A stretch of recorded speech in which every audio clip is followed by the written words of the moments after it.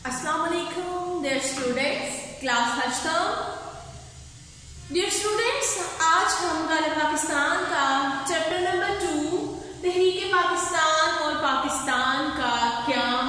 बेटे इसका जो टॉपिक है पाकिस्तान में दस्तूर साजी के मराहिल और 1956 के आइन की अहम खसूसियात, इसको आज के लेक्चर में हम कवर करेंगे। ठीक है, इंशाल्लाह हम अपना लेक्चर स्टार्ट करते हैं। पाकिस्तान में दस्तूर साजी के मराहिल। बेटे इसमें हमने ये पढ़ना है कि पाकिस्तान में जो दस्तूर साजी है, जो आइन बनाने का अमल है, उसमें हमें क्या क्या मुश्किलात जो है वो दरपेश आई। ठीक है, किन किन मसाइल का हमें सामना करना पड़ा और क्या क्या स्टेप्स हैं, क्या क्या चीजें जो है वो इन्वॉल्व हुई पाकिस्तान का आइन बनाने में। यानी कि सबसे पहली चीज हमने लास्ट टॉपिक में करारदाद मकासद पढ़ा था। ठीक है, और करारदाद मकासद जो है उसने हम जब वो मंजूर हो गई तो समझो कि हमें एक इनिशिएटिव मिल गया, एक स्टार्ट पॉइंट मिल गया। ठीक है, हमें इस बात का यकीन हो गया कि उसमें जो चीजें बताई गई हैं, हमने जो मुल्क का आइन बनाना है उन सारी चीजों को मद्देनजर रखते हुए बनाना है। यानी हमारे मुल्क का जो आइन बना होगा उसमें जो करारदाद मकासद में जो चीजें, जो पॉइंट्स बताए गए हैं वो सारे हमारे आइन में होने चाहिए। यानी उसने हमें बेस दे दी। ठीक है, इसके बाद कहते हैं कि पाकिस्तान को दस्तूर साजी का अमल जो है, यानी पाकिस्तान 1947 में आजाद हुआ, लेकिन आइन कब बना? 1956 में। इतनी देर का गैप क्यों आया? क्योंकि पाकिस्तान को बनने के बाद ही बहुत सारी मुश्किलात का सामना करना पड़ा। ठीक है, जिसकी वजह से हमारा जो आइन साजी का अमल है वो बहुत ही लेट होता गया। एक तो हमारे पास काबिल लीडर भी नहीं थे। ठीक है, और सबसे बड़ा मसला ये था कि मगरबी पाकिस्तान जो था, पाकिस्तान का मगरबी हिस्सा, एक तो मशरकी पाकिस्तान था जो आज का बांग्लादेश है। बांग्लादेश पहले पाकिस्तान का हिस्सा हुआ करता था, ये 1971 में पाकिस्तान से अलहदा हुआ था। ठीक है, मगरबी हिस्सा जो था वो 4 सूबों में तकसीम हुआ था, जिसकी वजह से भी आइन साजी का काम बहुत मुश्किल था। फिर जो हमारे गवर्नर जनरल थे मलिक गुलाम मोहम्मद, ठीक है, उन्होंने क्या किया कि उन्होंने चारों सूबों को मिलाकर एक यूनिट बना दिया और इसको 1 यूनिट स्कीम का नाम दे दिया।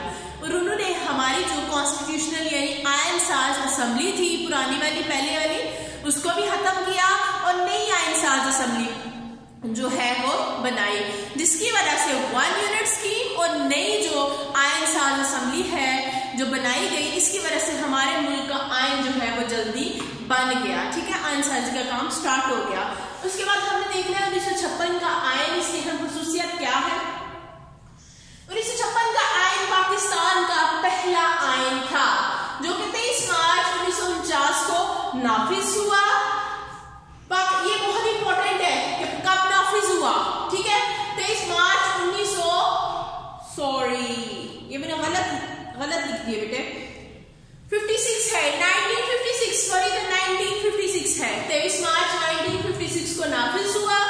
वफाकी पार्लिमानी आइन यानी फेडरल फॉर्म ऑफ कॉन्स्टिट्यूशन, वफाकी आइन था, पार्लियामेंट्री सिस्टम था। ठीक है, पार्लियामेंट्री सिस्टम में यानी कि हमारी जो पार्लियामेंट है उसके 2 हाउस होते हैं, एक अपर हाउस, एक लोअर हाउस। यानी अपर हाउस हमारे मुल्क में है वो सेनेट है और लोअर हाउस जो है वो नेशनल असेंबली है। ये तो होगा पार्लिमानी निजाम। वफाकी निजाम होता है फेडरल फॉर्म ऑफ गवर्नमेंट, यानी एक सेंटर होता है, उसके पास हुकूमत होती है, जैसे हमारी इस्लामाबाद हुकूमत है। ठीक है, सेंट्रल गवर्नमेंट, और वो थोड़ी थोड़ी पावर्स जो है वो सूबों को दे देता है, जैसे सूबा सिंध को हो गया, पंजाब, बलोचिस्तान के भी। ठीक है, थोड़ी थोड़ी पावर उनको दे देता है, यानी कि सूबों को किसी किसी मामले में खुद मुख्तारी दे देते हैं ताकि सूबे जो है वो अपने मामला को अच्छे से हैंडल कर सके। तहरीरी आइन, रिटर्न कॉन्स्टिट्यूशन। ठीक है, मुल्क का नाम इस्लामी जमहूरिया पाकिस्तान रखा गया क्योंकि इस्लाम की बुनियाद पर हमने मुल्क हासिल किया था, इसलिए मुल्क का नाम भी इस्लामी जमहूरिया पाकिस्तान रख दिया गया। आजाद अदलिया यानी हमारी जो जुडिशरी है वो इंडिपेंडेंट हो गई, उसमें किसी किस्म की किसी का भी दबाव नहीं होगा। जब हमारी जुडिशरी, हमारी अदालतें अपने फैसले करेंगी तो हमारे जो जज साहिबान हैं उन पर किसी भी किस्म का दबाव नहीं होगा कि वो गलत फैसला ले, ना इंसाफी करे। ठीक है, वो आजाद है कि ताकि वो लोगों को अच्छे से इंसाफ दे सके। उर्दू और बंगाली दोनों को कौमी ज़बान बना दिया गया। अब हम साथ साथ रीडिंग करते हैं। और मैं आपको एक्सप्लेन करती जाती हूँ। Open your books, page number 39। करारदाद मकासद की मंजूरी के बाद इस बात का यकीन हो गया कि मुल्क में दस्तूर किन बुनियादों पे बनाया जाएगा। करारदाद मकासद ने हमें वो बेस दे दी, ठीक है, जिसकी बुनियाद पे, जिसको मद्देनजर रखते हुए हमने मुल्क में जो कानून है, जो आइन है, वो बनाना था। और इस मकसद के लिए वफाकी असेंबली के अरकान पर मुश्तमिल एक कमेटी भी कायम कर दी गई, ठीक है। वफाकी हमारे जो फेडरल जो लीडर्स थे, हमारे जो हुक्मरान थे, ठीक है, सैनिटेरियन थे, ठीक है, सेनेट के लोग थे, जो हमारे उसके नेशनल असेंबली के लोग थे, ठीक है, उनमें से कुछ को लेके जो इस काबिल थे, जो ये काम कर सकते थे, एक कमेटी बना दी गई, ठीक है, एक असेंबली बना दी गई कि आपने मुल्क की कानून साजी करनी है, आपने मुल्क के लिए आइन बनाना है। मगर आज़ादी के फौरन बाद ही पाकिस्तान ऐसे बेशुमार मसाइल का शिकार हो गया कि दस्तूर साजी पर तवज्जो ना दी जा सकी। पाकिस्तान को स्टार्ट में ही, यानी आज़ादी के कुछ देर बाद ही बहुत सारी मुश्किलात फेस करना पड़ी, जिस वजह से पाकिस्तान की जो आइन है उसको बनने में बहुत टाइम लग गया। सियासी अदम इस्तेहकाम और नाअहल क़यादत की वजह से हुकूमतें तेजी से तब्दील होने लगी। सियासी अदम इस्तेहकाम, लोगों को सियासत पे, हमारे जो लीडर्स हैं उन पे लोगों का यकीन ना होना, ठीक है, हमें अपने लीडर्स पे हमारे लोगों को यकीन नहीं था, वो इस काबिल नहीं थे कि अच्छे फैसले ले सकते, अच्छे से हमारे सिस्टम को चला सकते, इतने पढ़े लिखे नहीं थे, एक्सपीरियंस नहीं थे, कॉम्पिटेंट नहीं थे। ये सारी वजूहात थी कि हमारे मुल्क में आइन साजी का काम जो है इस वजह से बेहद मुश्किल हो गया।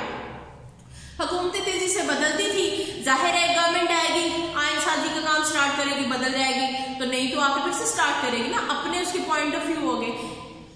दस्तूर साजी की राह में हायल रुकावटों की एक अहम रुकावट ये भी थी कि जो मगरबी पाकिस्तान है वो 4 सूबों में तकसीम था।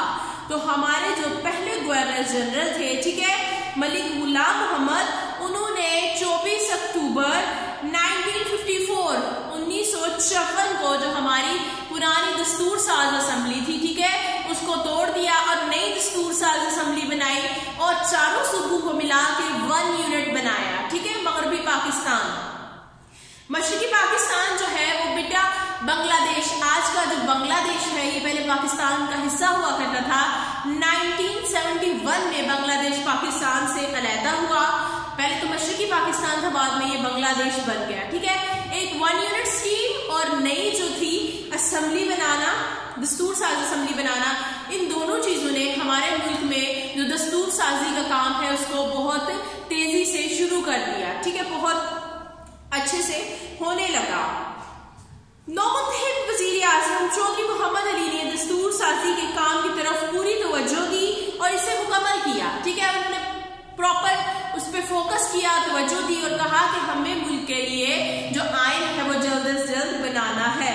वफाकी असेंबली ने नए आइन की मंजूरी दे दी। 1956 में इन्होंने जो है वो पहला आइन बनाया मुल्क के लिए और हमारी जो वफाकी असेंबली है, फेडरल जो असेंबली है, ठीक है, जो गवर्नमेंट है, उसने भी आइन के लिए मंजूरी दे दी। आगे हम देखते हैं कि 1956 के आइन की अहम खुसूसियात, salient features of constitution of 1956। Pakistan का पहला आइन 23 मार्च 1956 को नाफिज किया गया। इस आइन की अहम खुसूसियात दर्ज झैल हैं। पाकिस्तान को इस्लामी जमहूरी करार दिया गया, ठीक है, पाकिस्तान का नाम इस्लामी जमहूरिया पाकिस्तान रख दिया गया क्योंकि पाकिस्तान इस्लाम की बुनियाद पर लिया गया था, इसलिए जमहूरी यानी जमहूरियत वो होती है कि लोगों के जरिए उनका नुमाइंदा मुंतखब हो। तो हमारे यहाँ तो डेमोक्रेसी है ना, जमहूरी हुकूमत है, हम वोटिंग के जरिए अपना जो लीडर है, हुक्मरान है, वो मुंतखब करते हैं। मुल्क में वफाकी पार्लिमानी निज़ाम हुकूमत कायम किया गया। वफाक कहते हैं, वफाकी हुकूमत क्या होती है? फेडरल गवर्नमेंट, यानी एक सेंट्रल गवर्नमेंट और उसकी थोड़ी सी पावर प्रोविंसेस को दी जाती है, यानी प्रोविंशियल गवर्नमेंट, ठीक है। और कहते हैं पार्लिमानी निज़ाम यानी पार्लियामेंट्री सिस्टम भी राइज किया गया। हमारी जो पार्लियामेंट है उसके 2 हाउस होंगे, एक अपर हाउस होगा, एक लोअर हाउस होगा। अपर हाउस यानी ऊपर वाला जो हिस्सा हाउस है उसका क्या नाम होगा, उसका नाम सेनेट रखा गया, ठीक है। और जो लोअर हाउस है पार्लियामेंट का, उसका नाम नेशनल असेंबली यानी कौमी असेंबली रखा गया। आइन में अल्लाह ताला की हाकिमियत इख्तियारात का अवामी नुमाइंदों के जरिए इस्तेमाल, कुरान सुन्नत के मुताबिक जिंदगी गुजारने का माहौल और अक़लियतों को मज़हबी आज़ादी देने का ऐलान किया गया। ये सारी चीज़ें वो है जो हमने ऑब्जेक्टिव रेजोल्यूशन यानी करारदाद मकासद में पढ़ी है कि हाकिमियत जो है वो अल्लाह ताला के पास होगी। Sovereignty belongs to Allah almighty alone, सिर्फ अल्लाह ताला पूरी दुनिया का, सारी कायनात का हाकिम है। और यानी हमारी जो माइनॉरिटीज है, हमारी जो अक़लियतें हैं, उनको किसी भी किस्म की रिस्ट्रिक्शन नहीं लगाई जाएगी, यानी कि वो आज़ाद हैं। जैसे पाकिस्तानी लोग जो हैं, मुसलमान पाकिस्तान में अच्छे से जिंदगी गुजारे हैं, वो भी अपने मजहब के मुताबिक अपनी जिंदगियां गुजार सकते हैं, ठीक है। और कुरान और सुन्नत के मुताबिक हम जिंदगी गुजारें, हम जो मुसलमान हैं आज़ादी से किसी किस्म की पाबंदी के बगैर कुरान और सुन्नत के मुताबिक अपनी जिंदगी गुजार सके। इस बात की ज़मानत फराहम की गई कि अदलिया अपने फ़राइज़ की अदायगी के लिए तमाम दबाव से आज़ाद होगी। आला अदालतों को जजों को मुलाज़मतों का तहफ़्फ़ुज़ फराहम किया जाएगा। जी, हमारी जो जुडिशरी है, हमारी जो अदलिया है, अदालतों का सिस्टम है, उस पर किसी भी किस्म का, किसी हुक्मरान का, किसी भी अदारे का कोई जो है वो दबाव नहीं होगा कि वो अपना गलत फैसला करे। यानी जुडिशरी हर किस्म के दबाव से आज़ाद है, वो आज़ाद है कि वो अपने जो मुनसिफाना फैसले हैं वो सुनाए, लोगों को इंसाफ दे। और हमारे जो जज साहिबान हैं उनको सिक्योरिटी भी दी जाती, ठीक है। 1956 के दस्तूर के मुताबिक उर्दू और बंगाली दोनों को कौमी ज़बान, ठीक है, बना दिया गया, करार दिया गया। 1956 के आइन को तहरीरी यानी रिटर्न लिखा हुआ है, ठीक है, रिटर्न कॉन्स्टिट्यूशन बना दिया गया। आइन की मनसूखी, एब्रोगेशन ऑफ कॉन्स्टिट्यूशन। एब्रोगेशन होता है आइन को मनसूख कर देना, खत्म कर देना। इतनी मुश्किलात के बाद हमने आइन बनाया, लेकिन हमारे मुल्क का जो 1956 का आइन है वो सिर्फ 2 साल और 7 माह तक चला। इसके बाद क्या हुआ, मुल्क में हमारी जो फौजी हुकूमत है, उसका जो हमारी सिविल हुकूमत है, ठीक है, जमहूरी हुकूमत है, हमारा जो हुकूमती निज़ाम है उसमें बहुत ज़्यादा मदाखलत थी। हमारे जो गवर्नर जनरल थे वो बेजा हुकूमत के फैसलों में मदाखलत करते थे। और हमारे जो लीडर है, हमारे जो नुमाइंदे थे, वो भी इतने कॉम्पिटेंट नहीं थे, इतने काबिल नहीं थे कि वो अच्छे फैसले कर लेते, ठीक है। इस वजह से भी आर्मी को अंदर जो मदाखलत है वो करनी पड़ती थी, जिसकी वजह से क्या होता, मार्शल लॉ लग जाता, हमारी जो असेंबली, वफाकी असेंबली है, सूबाई असेंबली है, उसको भी खत्म कर दिया जाता और आइन को भी मनसूख कर दिया जाता। आगे हम इसको पढ़ लेते हैं पेज नंबर 40 पे। 1956 का आइन 9 साल की अनथक मेहनत और कोशिशों के बाद मंजूर किया गया। यानी 1947 में हमने आजादी ली और कॉन्स्टिट्यूशन कब बन रहा है, 1956 में, यानी कि 9 इयर्स का गैप है। 9 साल की मेहनत के बाद हमारा पहला आइन बना, ठीक है। मगर पाकिस्तान के महसूस हालात और सियासतदानों की बाहमी चक्कलिश, आपस में लड़ाई, ठीक है, बनती नहीं थी इनके आपस में। जमहूरी इदारों में फौज और ब्यूरोक्रेसी की बेजा मदाखलत, हमारी जो मिलिट्री है, हमारी फौज और हमारी ब्यूरोक्रेसी है, वो जमहूरी अदारों में, हमारी हुकूमत में, जमहूरी अदारे यानी वो अदारे जो अवाम जो है वो अपने नुमाइंदे मुंतखब करके उन अदारों में भेजती है। यानी कि हम अपने लीडर्स को कैसे मुंतखब करते हैं, वोटिंग के जरिए, ठीक है। वोटिंग के जरिए जो मुंतखब हो के जाते हैं, लोग जिनको मुंतखब करते हैं लीडर्स को, वो जमहूरी हुकूमत होती है, ठीक है। उसमें भी हमारी जो आर्मी है वो मदाखलत करती थी। आला क़यादत का फुकदान, हमारे पास अच्छे लीडर्स भी नहीं थे और गवर्नर जनरल की हुकूमती मामलात में बेजा मनमानी, हमारे जो गवर्नर जनरल थे वो हुकूमती मामलात में मदाखलत करते थे, बेजा मनमानी इनकी जो है आइन को ज्यादा देर तक चलने ना देती। 1956 के ये आइन 2 साल और 7 माह के बाद, 7 माह तक यानी 2 साल और 7 माह की मुद्दत तक नाफिज किया गया।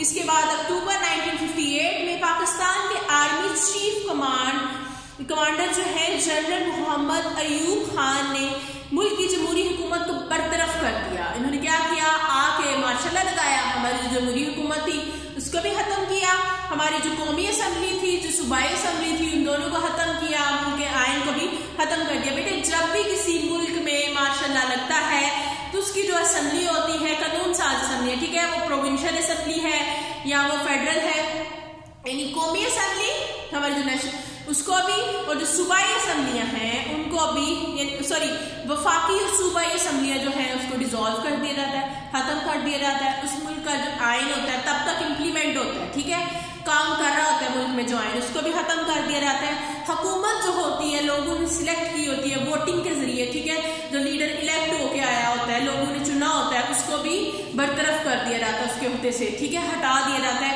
और आर्मी का जो कमांडर है वो आके मार्शल लॉ लगा लेता है। कहते हैं खुद सदर और सदर पाकिस्तान चीफ मार्शल एडमिनिस्ट्रेटर का ओहदा संभाल लिया, किसने? जनरल मोहम्मद अयूब खान ने। इंपॉर्टेंट है कि पाकिस्तान के पहले चीफ मार्शल एडमिनिस्ट्रेटर कौन थे? जनरल मोहम्मद अयूब खान। आज के लिए इतना ही काफी है, ठीक है, आप इसको 4-5 दफा रीड करें, फिर भी किसी चीज में कोई कंफ्यूजन है तो बेटे आप मेरे से जरूर पूछें। नेक्स्ट टॉपिक है रियासतों और कबायली इलाकों का पाकिस्तान से इल्हाक। इंशाल्लाह इसको हम नेक्स्ट टॉपिक में नेक्स्ट लेक्चर में कवर कर लेंगे। अस्सलाम वालेकुम, अल्लाह हाफ़िज़।